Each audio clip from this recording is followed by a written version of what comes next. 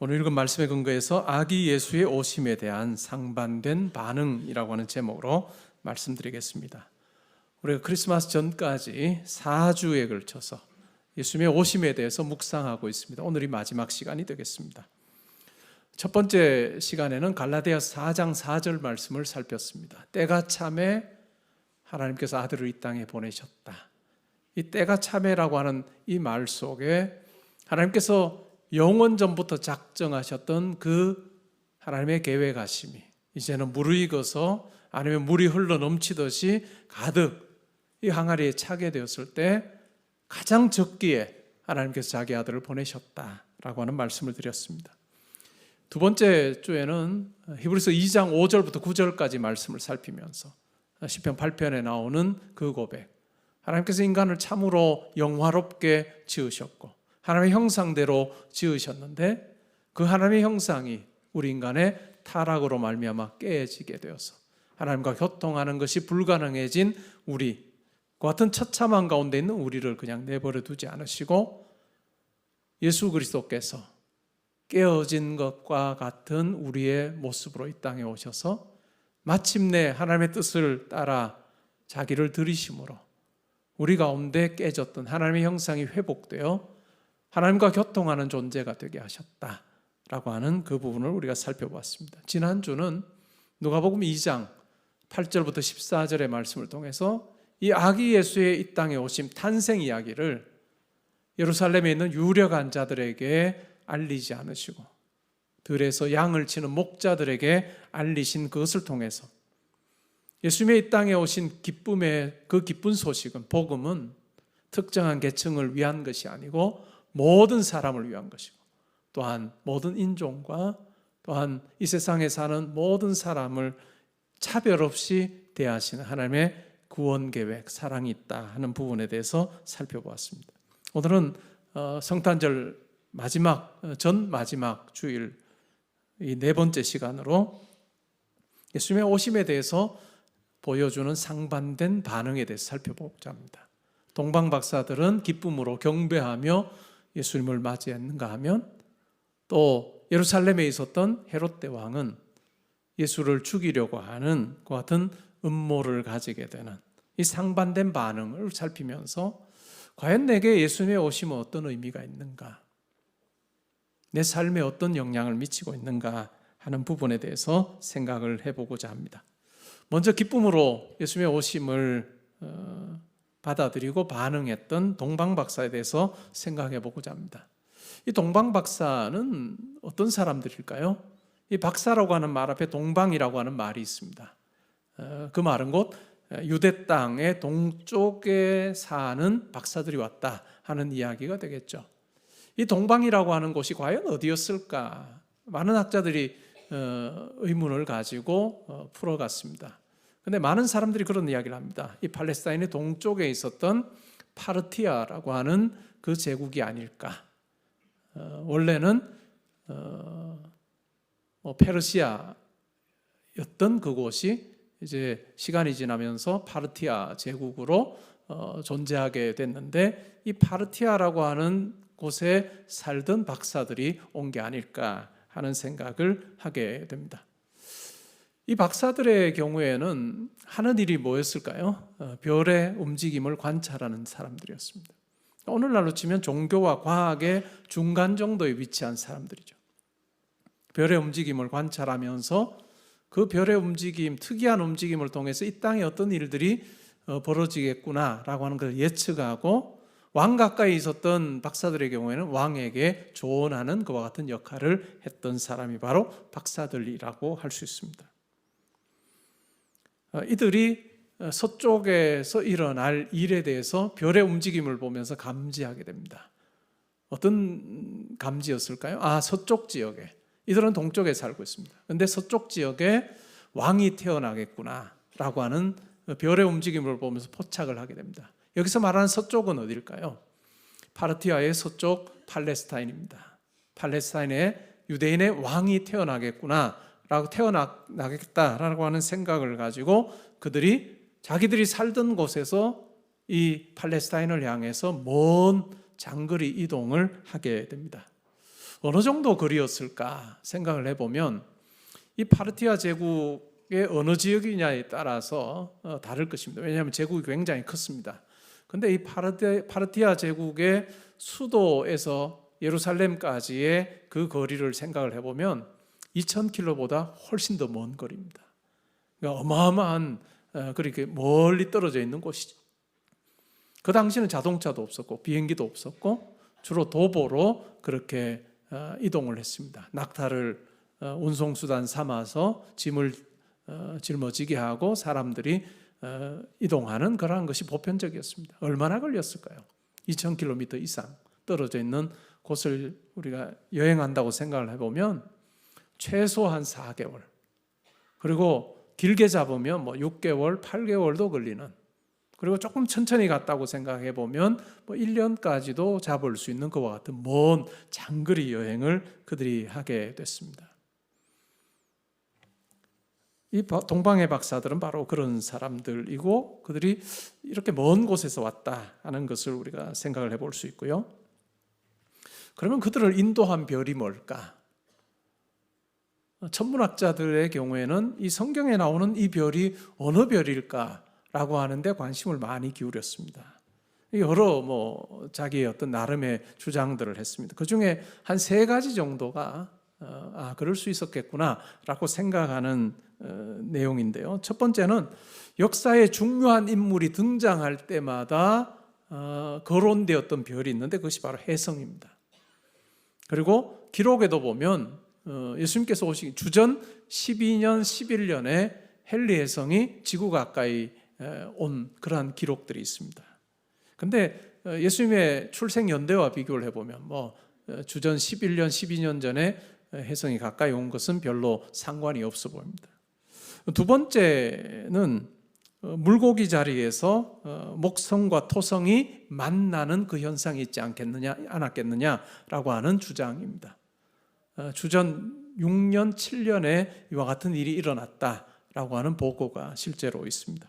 그리고 세 번째의 경우는 별이 폭발한 결과로 수개월 동안 아주 극도로 밝아지는 현상, 우리가 그것을 신성 혹은 초신성이라고 부르는데 그 같은 현상이 있지 않았겠느냐라고 하는 생각을 하는 사람들도 있습니다. 대표적인 사람이 유명한 천문학자였던 요하네스 케플러 같은 사람이 그 같은 주장을 합니다. 그리고 중국 문헌에도 보면 주전 4년, 5년에 이런 신성, 초신성의 현상이 있었다라고 하는 기록도 등장합니다. 그런데 우리가 복음서 내용을 읽었는데 복음서에 나타난 별의 움직임을 보면 어떨까요? 떠올랐다가 박사들을 이끌고 가고 구체적인 위치를 가리키며 멈추는 이러한 별은, 이 별의 움직임은 우리가 초신성이든 아니면 목성과 토성이 만나는 이러한 것과는 굉장히 다른 부분입니다. 그래서 하나님께서 자기의 아들의 탄생을 동방 박사들에게 알리기 위해서 굉장히 초자연적인 방식으로 이 별을 사용하신 것이 아닌가라고 하는 그러한 생각이 아마 오늘 본문을 이해하면서는 가지게 되는 생각인 것 같습니다. 여러분들이 만약에 동방 박사라면 이 서쪽에 있는 팔레스타인 유대 땅에 왕이 태어났다라고 확신이 들게 되면 어디로 갈까요? 오늘 본문에 나오는 것처럼 예루살렘으로 갈 것입니다. 왜냐하면 그 예루살렘에 누가 있을까요? 헤롯 대왕이 살고 있습니다. 그 당시에 팔레스타인은 로마의 지배 아래 있었던 땅입니다. 그런데 로마 황제가 다 통치할 수 없으니 여러 민족, 여러 부족들을 다 정복한 후에 로마 황제가 자기의 신하를 다 보내서 그렇게 통치하기 어려우니까 어떤 방식을 택했을까요? 자기의 말을 잘 듣는 사람을 택하여서 그 땅을 대리 통치하게 했습니다. 그것이 바로 분봉왕 제도입니다. 헤롯 대왕이 분봉왕으로 지금 이 유대 땅을 통치하고 있습니다. 유대인의 왕이 태어났다? 아마도 그들은, 동방 박사들은 헤롯 가문 중에 어떤 아기가 태어났겠구나라고 하는 생각을 가지고 예루살렘으로 갔습니다. 위험을 무릅쓰고 예루살렘으로 갔습니다. 오랜 시간 들여서 예루살렘으로 갔습니다. 우리가 흔히 이 박사들이 3명이 움직였을 거다라고 그렇게 생각합니다. 황금과 유향과 모략을 각각 드렸으니 3명의 박사가 움직였을 거다라고 생각을 하는데, 추정을 해보면 이렇게 먼 거리를 3사람이 이동하는 것은 거의 목숨을 내놓는 것과 마찬가지입니다. 만약에 이들이 왕 가까이 섬겼던 사람이라고 한다면 왕에게 이와 같은 사실을 알렸을 것이고, 또 왕이 이들과 함께 동행할 군사를 붙여줬을 것이고, 또한 이들을 수종들, 그와 같은 종들도 함께 붙여줘서 우리가 생각하는 3사람이 아니라 그보다 훨씬 더 많은 사람들이 예루살렘에 도착했을 가능성이 큽니다. 그리고 이들이 예루살렘으로 가서 뭐라고 이야기합니까? 유대인의 왕으로 나시니가 어디 있느냐? 우리가 동방에서 그의 별을 보고 경배하러 왔다라고 그렇게 이야기를 합니다. 이 동방 박사들은 신기한 별의 움직임을 보면서 태어난 왕이겠죠. 태어난 왕이 될 그 아기를 기쁨으로 경배하기 위해서 이렇게 먼 거리를 여행하고 있습니다. 예루살렘에 가서 유대인의 왕으로 나시니가 어디 계시냐? 우리가 동방으로부터 와서 그에게 경배하기를 원한다라고 하는 이 말은 완전히 예루살렘을 발칵 뒤집어 놓습니다. 그래서 이 동방 박사들과는 완전히 다른 반응을 하는 사람이 있는데, 그가 바로 헤롯 대왕입니다. 헤롯 대왕은 이두메 사람입니다. 이두메 사람은 예수님 당시에 이두메 사람들은 반만 유대인인 사람으로 그렇게 이해가 됐습니다. 그러니까 완전한 유대인들에게서는 그들이 진짜 유대인 같지는 않아 보이는 어정쩡한 위치에 있는 사람이 바로 이두메 사람입니다. 그래서 분봉왕이 되고 나서 유대인들의 마음을 어떻게든 얻으려고 그렇게 많은 노력을 기울입니다. 그 중에 그가 했던 일이 바로 헤롯 대왕이 했던 것이 주전 19년에 예루살렘 성전을 대규모로 리모델링하는 작업을 합니다. 그 일 또한 유대인들의 마음을 얻기 위한 그 같은 시도였다고 우리가 볼 수 있습니다. 항상 줄타기 하는 것과 같은 삶인 거예요. 로마의 눈치도 봐야 되고 유대인들도 신경이 쓰이는 이런 상황에서 그가 이 땅을 통치하고 있는데, 그에게 들린 소리가 뭘까요? 그것은 바로 유대인의 왕으로 나시니가 어디 계시냐? 우리가 동쪽에서부터 그에게 경배하러 왔다라고 하는 이 말을 들었을 때 굉장한 위협으로 느꼈을 것입니다.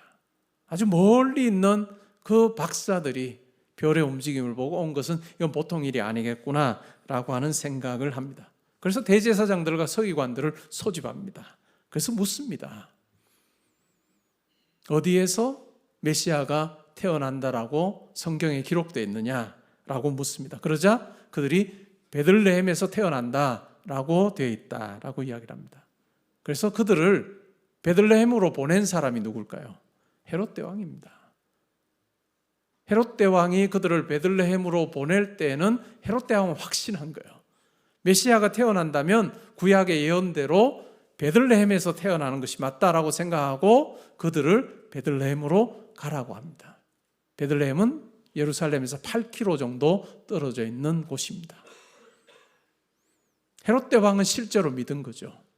헤롯 대왕은 메시아에 대한 그 예언이 오늘 이루어졌구나 하는 생각을 가지고 의심 없이 베들레헴으로 가라라고 이야기를 하고, 그리고 베들레헴으로 가는 그들을 별이 나타나서 인도해 가는 그런 내용이 등장합니다. 헤롯은 동방 박사들을 이용해서 이 아기의 위치를 알아내려고 합니다. 물론 말로는 나도 경배하기를 원하니 가서 발기 찾거든 경배하고 돌아가는 길에 나에게 들려서 그가 어디 있는지를 알려달라라고 그렇게 이야기를 합니다. 근데 그의 의도는 뭘까요? 그가 경배하기 위해서가 아니라 죽이려고 하는 계획이 그에게 있었습니다. 하나님께서 그것을 아시고 박사들에게 헤롯에게 돌아가지 말라라고 말씀하셔서 다른 길로 갔습니다. 기다려도 동방 박사들이 오지 않습니다. 그러자 결국 헤롯이 취한 행동이 뭘까요?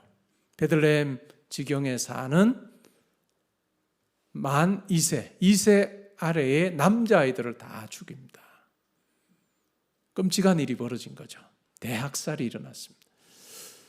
여러분, 몇 명의 아이나 죽었을까요? 어느 정도의 아이가 죽었을까요? 우리가 대학살이라 보통 유아학살이라고 부르는데 어느 정도의 아이가 죽었을까요? 정확한 수는 모릅니다. 근데 우리가 게스하는 거죠. 뭐로 게스할 수 있을까요? 미가에 나오는 그 예언을 보면 너 베들레헴아, 너는 유대 고을 중에서 가장 작지 아니하다라고 이야기하는 걸 뒤집어 말하면 뭘까요? 고을 중에 제일 작다는 이야기예요. 근데 작지 않은 이유가 뭐죠? 메시아가 거기서 태어나기 때문에 가장 작지 않다 이렇게 이야기하는 거거든요. 베들레헴은 굉장히 작은 마을입니다. 거기에서 많이든 뭐든 2세 아래의 남자아이들 한 20명, 30명 됐을까? 100명 이상은 아니었을 것 같습니다. 그 정도의 아이가 죽습니다. 비극적인 일이 벌어진 거죠. 그러니까 한쪽에서는 기쁨으로 경배한 동방 박사들, 그리고 다른 완전히 반대되는 쪽에서는 헤롯 대왕이 예수를 죽이려고 하는 그런 어떤 계획을 가지고 그것을 이룰 수 없자 결국은 비슷한 또래의 남자아이들을 죽이는 이와 같은 우리 인간의 죄성이 어떠한가를 적나라하게 보여주는 일을 합니다. 그런데 그 가운데 누가 있을까요? 그 가운데 바로 대제사장과 서기관들이 있습니다. 이들은 어떻게 더 이상의 자세한 내용들은 나오지 않지만 헤롯보다도 더 안 믿은 것 같아요. 헤롯은 믿었습니다. 메시아가 태어난다면 베들레헴에서 태어난다고 했으니까 진짜 베들레헴에서 태어났겠구나. 그래서 베들레헴으로 가라라고 했는데 대제사장들과 서기관들의 경우에는 무관심합니다. 그냥 그들이 지식으로는 알고 있습니다. 그러나 메시아가 탄생한다라고 하는 그 지식적인 부분은 가지고 있었지만 그들은 실천에 옮기지 않습니다. 베들레헴으로 가지도 않고 또 경배하지도 않는, 오로지 그들이 지금 있는 그 위치, 특권을 누리는 그러한 모습으로 등장합니다. 상반된 반응 사이에 끼어있는 무관심한 사람들이 있습니다. 하나님께서는 구원의 현장인 베들레헴으로 동방박사들을 인도합니다. 전혀 생각하지 못했던 장소입니다. 당연히 유대인의 왕이 태어난다면 수도인 예루살렘에서 태어나야지 라고 하는 생각을 완전히 그냥 뒤엎으시고 그들을 인도하신 곳은 바로 아주 작은 마을 베들레헴의 한 집이었습니다. 동방박사들이 집 안으로 들어가서 아이 예수에게 경배하고 예물을 드립니다. 우리가 지난주에 살펴봤을 때 누가복음 2장에 나오는 목자들이 예수께 경배할 때는 막 태어난 상태였습니다. 그렇겠죠? 그래서 태어나서 강보에 쌓여서 구유에 뉘어 있는 그 아기 예수에게 경배하는 내용이 누가복음 2장 목자들의 경배입니다. 그런데 동방박사들이 예수님을 만났을 때는 예수님이 어떤 때였을까요? 태어나서 얼마 안 됐는데 구유에 뉘어 있는 때 그건 아니었을 거예요. 별의 움직임을 생각을 해보면 어떨까요? 별이 이상한 움직임을 보일 때부터 해서 예수님이 이미 탄생을 이 세상에 태어나신 것 같아요. 그리고 이동하는 이 기간 동안에 예수님은 태어나서 성장하셨겠죠. 우리가 그것을 이해할 수 있는 게 뭘까요? 그것을 이해할 수 있는 것이 바로 이 헤롯 대왕이 언제 태어났는지를, 언제 별의 움직임에 대해서 자세히 묻고 나서 아이를 죽일 때 막 태어난 아이를 죽이는 것이 아니라 뭐예요? 2살 아래의 남자아이를 죽이는 것을 보면 동방박사들이 만난 예수님은 아주 갓 태어난 아기가 아니라 짧게는 한 4개월, 6개월, 길게는 1년 몇 개월 된 것 같은 아이 예수일 것입니다. 그래서 본문에 보면, 헬라어 본문으로 보면 막 태어난 아기를 이야기하는 단어보다는 그것보다 조금 더 큰 아이를 이야기하는 파이디온이라고 하는 단어를 계속해서 사용해요. 그러니까 우리가 흔히 동방박사 생각하면 구유에 뉘어 있는 그 아기를 생각하기 쉬운데 본문을 찬찬히 읽으면 그런 것 같진 않아요. 조금 더 나이가 들었다 하기는 그렇지만 조금 더 자란 그 예수님에게 경배를 하고 있습니다. 이 동방박사 이야기를 통해서 하나님의 분명한 구원의 메시지가 드러납니다. 그게 뭘까요? 이방인들이 예수님께 와서 경배하러 온 거예요. 마태복음에 보면 유일한 경배자들입니다. 근데 예배를 하고 경배했는데 그 사람들이 동방박사인 거죠. 이것을 통해서 뭘 보여주시는 걸까요? 하나님께서는 이방인들까지 하나님 구원 백성 삼기를 원하신다는 강한 메시지가 이 속에 담겨 있습니다. 근데 굉장히 역설적이에요. 마태, 마가, 누가복음을 우리 공관복음이라고 부릅니다. 시납틱 가스펠스라고 불러서 같은 관점으로 보는 복음서라는 거죠. 요한복음은 같은 관점은 아닙니다. 그래서 마태, 마가, 누가복음 세 복음서는 같은 관점으로 예수님의 사역과 죽으심에 대해서 적고 있는데, 그럼 왜 하필이면 마태, 마가, 누가 순서로 배열했을까? 분량으로 한 걸까? 그거 꼭 그렇진 않아요, 그죠? 마태복음 길긴 합니다. 28장이고, 근데 이어 나오는 복음서는 16장밖에 안 돼요. 그리고 누가복음 그보다 훨씬 길어요. 분량 순으로 한 것 같지는 않은데, 그럼 뭘까? 대체적으로 저도 신약을 전공했는데 신약학자들은 이 공관복음의 배열 자체는 유대적인 복음서로부터 덜 유대적인 복음서로 배열한 거다, 이렇게 이야기합니다. 그러니까 마태복음이 가장 유대적인 복음이에요. 유대적인 성향이 강한 복음입니다. 근데 놀라운 건 뭐죠? 누가복음이 조금 덜해요. 근데 놀라운 건 뭐죠? 가장 유대적인 복음이라고 생각해서 신약의 첫 번째 위치하고 있는 마태복음의 초반부에 누가 나와요? 동방박사들이 나오는 거예요. 그러면서 예수님의 탄생으로부터 하나님께서는 뭘 말씀하시는 거죠? 구원 백성이 유대인만이 아니라 이방인들도 하나님 구원 백성이다 라고 하는 강한 메시지가 이 속에 담겨 있습니다. 그래서 마태복음 8장 11절 12절에서는 이렇게 말합니다. 또 너희에게 이르노니 동서로부터 많은 사람이 이르러 아브라함과 이삭과 야곱과 함께 천국에 앉으려니와. 동서로부터 많은 사람이, 동쪽에서 온 사람이 동방박사에 해당하겠죠. 그 나라의 본자손들은, 유대인을 이야기합니다. 바깥 어두운데 쫓겨나 거기서 울며 이를 갈게 되리라. 예수님의 말씀입니다. 예수님은 주로 유대인들을 만나셨습니다. 예수님은 주로 팔레스타인의 시골 중심의, 갈릴리 중심의 사역을 하셨습니다. 바울은 대도시 중심의 사역을 했고, 예수님의 경우는 아주 시골에서 유대인들을 주로 만나셨는데, 근데 그것만은 아니었어요. 중간에 사마리아인도 만나고 또한 헬라인도 만나고, 그리고 예수님께서 떠나시면서 부활하시고 승천하시면서 마지막 28장의 대위 명령을 제자들과 모인 사람들에게 줄 때 뭐예요? 모든 족속에 가서 제자를 삼고 가르치고 세례 주라 라고 하는 그 내용이 등장합니다. 그러니까 예수님께서는 이 땅에 오심 자체가 모든 사람들, 모든 민족을, 모든 계층의 사람들을 다 하나님 자녀 삼으시고자 하는 분명한 계획이 있다라고 하는 것을 우리에게 이야기를 해주고 있습니다. 여러분은 이 예수님의 오심에 대해서 어떻게 반응하고 계십니까? 우리가 살면서 많은 반응하는 것이 필요합니다. 그런데 우리 인생에서 가장 중요한 일에 대한 반응은 바로 아기로 오신 이 예수님에 대해서 나는 어떻게 반응하고 있는가? 동방박사들처럼 기쁨으로 또 경배하는 그런 마음으로 예수님을 지금 맞이하고, 또 그분이 장성하셔서 나를 대신하여 십자가에 죽으시고 하나님께서 그를 부활시키신 그 놀라운 구원 사건을 나를 위한 구원의 사건으로 내가 고백함으로, 내가 그분의 이 땅에 오심과 사역을 통해서 내가 죄로부터 자유로워지고 이 세상 너머의 영원한 생명을 누리는 자로 내가 살고 있습니다 하는 그 감격이 과연 나에게 있는가 한번 점검해 보면 좋겠습니다. C.S. 루이스라고 하는 기독교 사상가는 우리의 선택은 영원한 결과를 낳는다라고 하는 유명한 이야기를 했습니다. 우리가 이 하나님의 놀라운 구원의 일에 우리가 기쁨으로, 감사함으로 우리가 반응할 때 우리는 이 땅에서의 삶의 기쁨과 평안을 뛰어넘어 영원한 하나님 나라에 대한 소망이, 또한 우리 가운데 주어지는 참 평강이 가능하게 될 것입니다. 그러면 오늘 이 본문 속에서 과연 우리 역할은 뭘까?